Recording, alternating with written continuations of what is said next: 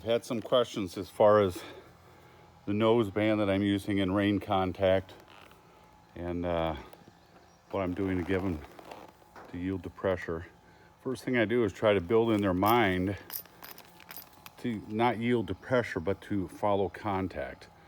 So on Trooper, if I just lift my direct rein and ask him to bring his nose around, and again, that's an ask, it's not a yank. But I'm going to ask him not to move, but just to bring his nose around, soften on that rein and yield to it. And this is a direct rein. What I see my reins as is not a steering wheel and not brakes, but we're defining words. This direct rein is a word that might be used in a sentence that says, please just bring your nose around. If this rein, this word, is combined with another word or term that says I'm going to shift my hips and please just move yours around, that's fine. Or this direct rein could say, let's do a side pass here, because this term is connected to the terms of my core that create a sentence that says, let's move this way.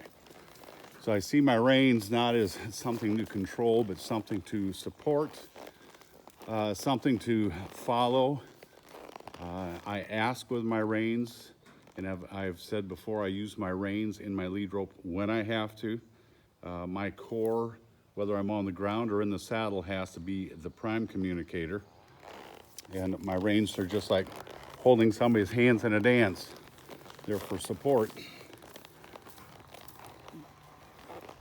and not for absolute direction. I hope that makes sense. I've had some people ask about that. I try to explain it as best I can. A little bit hard from up here. I just want you to understand, just fingertips and the indication of that rein, it's just like my hands in a dance supporting what my core is asking him to do. And again, not my legs, but my core. If I'm lifting my legs to contact this mule at a certain point, I've just thrown my center and my balance off, and I've gotten in his way of moving. So I hope that makes sense. If you have any questions, just let me know.